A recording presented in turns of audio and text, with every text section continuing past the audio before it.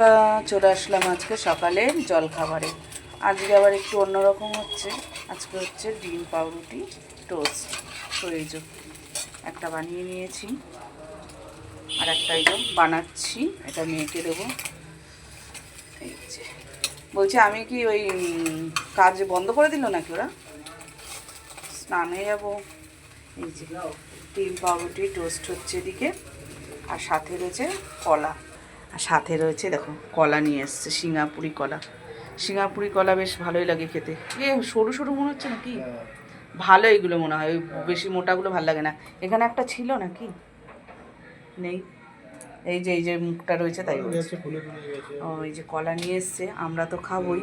আর তার সাথে এই যে মিস্ত্রি দ্বারা যে কাজ করছে, এত ধুলো উঠছে, তো ধুলো উঠলে কলা খাওয়া তো বলে খুব ভালো নাকি, ময়লা পরিষ্কার করে দেয় পেটের, তার জন্য বেশি করে কলা নিয়ে এসছে।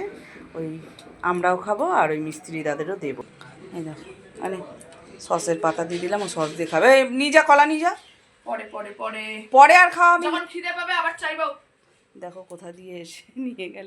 দেখেছো ঘর বাড়ির কি অবস্থা আমাদের, বাপরে বাপ, চলে গেছে।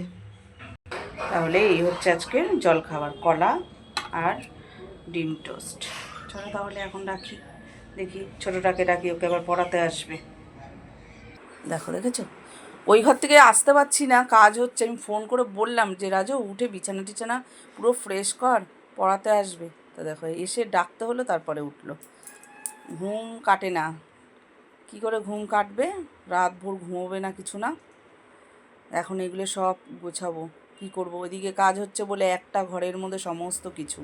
এবার এগুলো গুছালে আবার পড়াতে আসবে, এইটুকুনের মধ্যে এখানেই বসতে হবে, আর কি করবে।